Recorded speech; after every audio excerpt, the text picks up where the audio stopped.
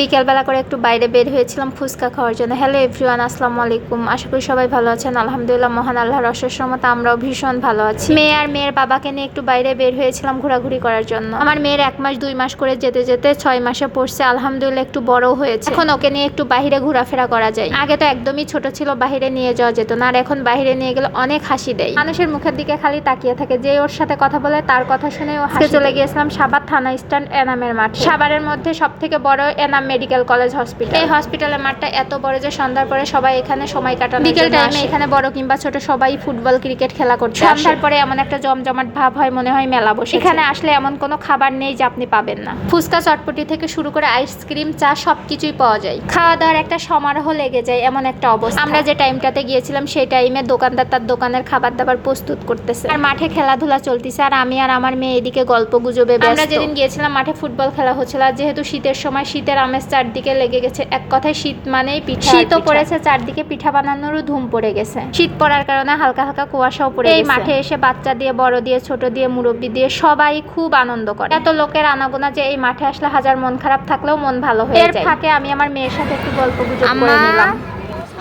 ও আম্মা, আমার আম্মা কই? এটা কি আমার আম্মা? পাখি, ও পাখি, পাখি, ও পাখি।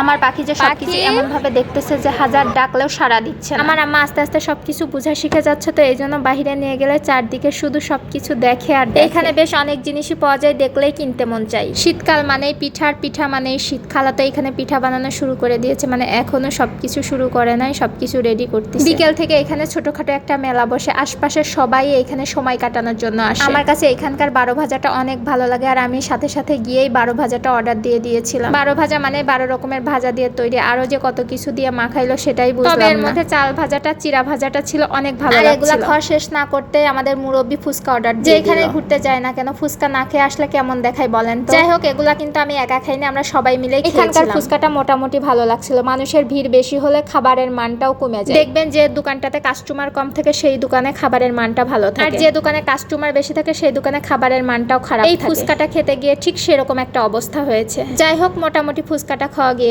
এনামের মাঠ মানে সাভারের মধ্যে ভাইরাল জায়গা ফুচকা খাওয়ার জন্য।